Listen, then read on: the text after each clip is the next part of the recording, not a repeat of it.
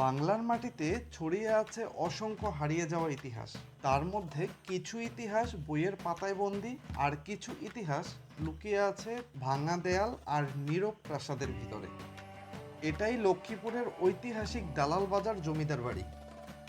একসময় যেখানে ছিল জমিদারদের রাজকীয় জীবনযাপন, আজ সেখানে শুধু নীরবতা আর অতীতের স্মৃতি ছাড়া কিছুই নেই। ট্রিপ উইথ নিপু চ্যানেলের নতুন আরেকটি ভিডিওতে আপনাদের স্বাগত।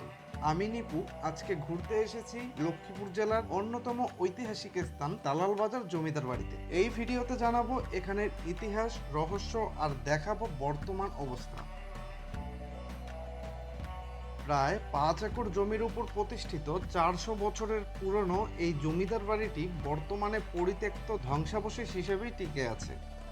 লক্ষ্মীপুর জেলার মধ্যে অন্যতম একটি পর্যটন স্থান হচ্ছে এই দালাল বাজার জমিদার বাড়ি। দালাল বাজার নামটা শুনলেই মনে হয় কেন এই জায়গাটার নাম এইরকম রাখা হয়েছে। এই নামটির পিছনেও আছে ইতিহাস। কলকাতা থেকে লক্ষ্মীনারায়ণ বৈষ্ণব নামের এক ব্যবসায়ী কাপড়ের ব্যবসা করতে এই জায়গায় আসেন এবং পরবর্তীতে এই বাড়িটি নির্মাণ করেন। তার বংশধররা ব্রিটিশ শাসনামলে এই অঞ্চলের বাণিজ্যিক এজেন্ট ছিলেন, তাই স্থানীয় লোকেরা তাদেরকে ব্রিটিশদের দালাল বলেই মনে করতেন। আর ওইখান থেকেই এই স্থানটি দালাল বাজার নামে পরিচিতি লাভ করে। ভারতবর্ষ ভাগ হবার আগ পর্যন্ত জমিদার বংশধরেরা এখানেই জমিদারি পরিচালনা করছিলেন।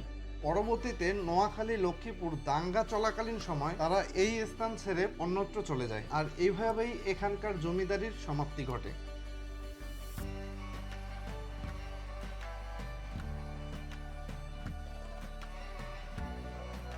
এই প্রাসাদটি যেন এখনো জানিয়ে দেয় তখন জমিদারদের জীবন ছিল অত্যন্তই বিলাসবহুল।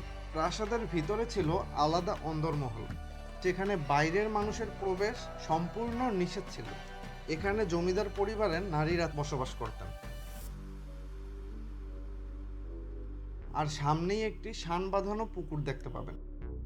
জমিদার পরিবারের প্রত্যেকেই নিত্যদিনের প্রয়োজনে এই পুকুরটি ব্যবহার করতেন।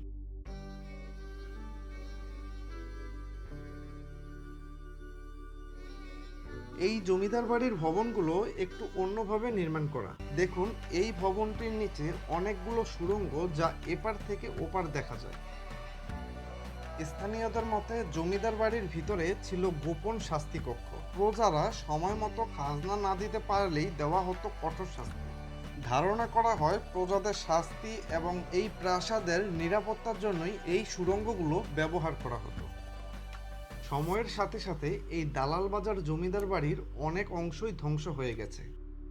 কোথাও দেওয়াল ভেঙে পড়েছে, কোথাও ছাদ ভেঙে পড়েছে, কোথাও জন্ম নিয়েছে বড় বড় গাছ। তার মধ্যেই এই জমিদার বাড়িটি আজও দাঁড়িয়ে আছে বাংলার অতীতের নীরব সাক্ষী হয়ে। ভিডিওটি ভালো লাগলে অবশ্যই লাইক দিন, কমেন্ট করে জানান আপনার মতামত, এবং এইরকম আরও ঐতিহাসিক জায়গার ভিডিও পেতে আমাদের চ্যানেলটিকে সাবস্ক্রাইব করতে ভুলবেন না।